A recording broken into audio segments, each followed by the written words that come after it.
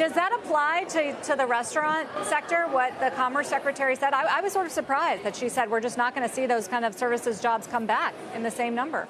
Yeah, I don't see it that way at all. As a matter of fact, we would love to be hiring as many people as we possibly can right now. This is probably the single best time that anybody could imagine a career in hospitality. So I'm not sure what she's speaking about. Perhaps it's service industries, but not applicable to the restaurant industry. I wonder how much the bump up in unemployment benefits is impacting your industry. RBC took a look and found that the average weekly earnings in leisure and hospitality, Danny, are $400 a week. But if you take unemployment benefits plus that $300 top up, it means that people in your industry are earning 25% more to not work. Do you see that as a problem? It probably is one of the ingredients in the challenges that we're having right this minute. I don't think it's the whole thing, though, at all.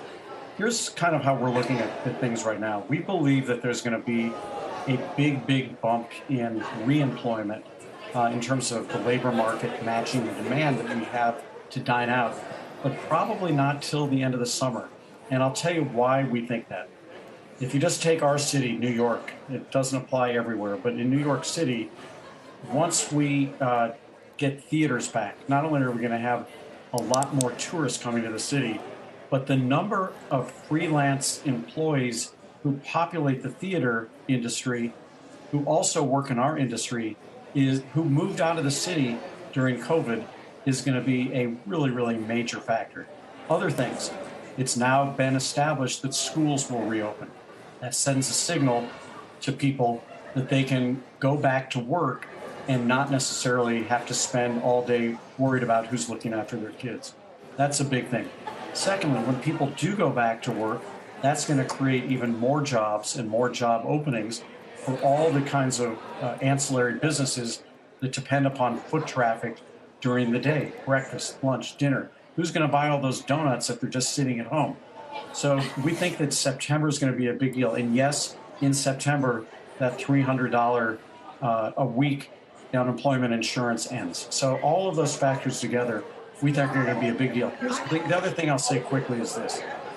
This is a magnificent moment for innovation. And we're in an uncomfortable period. All of us, whether we are professionals, businesses, or members of a family, have been in a crouched position for the last 14, 15 months. Our knees are tired. And now all of a sudden we're all leaping forward at the same time. And it's just not going to be pretty for a couple of months. But you're seeing a whole lot of people who are now saying, what do I want my life to be? In a way that they never had the chance to do before. What do I want my job to be? Mm-hmm. Can we both work the same hours that we used to work? And what's coming of this, I think, is going to be not only an amazing human moment, but probably some of the best innovations that any industry, certainly in our industry, we're seeing a lot of that right now. Well, let's talk about that as it relates to your overall labor needs. I mean, we hear you loud and clear. In the short term, you'd like to be able to hire more and believe that you will again in the next couple of months. But what will 2022, 2023 hold relative to 2018 and 19 in terms of your total labor needs per restaurant? Does tech innovation help reduce that requirement or not really? Is that only really on like restaurant delivery type stuff? I think you're absolutely right, Wilfred. I think that restaurant delivery, online ordering, all depends on technology. But I also think that technology is a great thing to advance the hospitality experience. For example, when you go to a restaurant, everything from how the talent was sourced to how the food was sourced, inventoried, how you made your reservation, how you paid your bill, how you got your coat check back, your coat back after, obviously, this is not the weather to be talking about coats in right now, but everything that tech can do is not strictly about reducing labor. Mostly what tech is about is advancing high touch. Shepard Smith here. Thanks for watching CNBC on YouTube.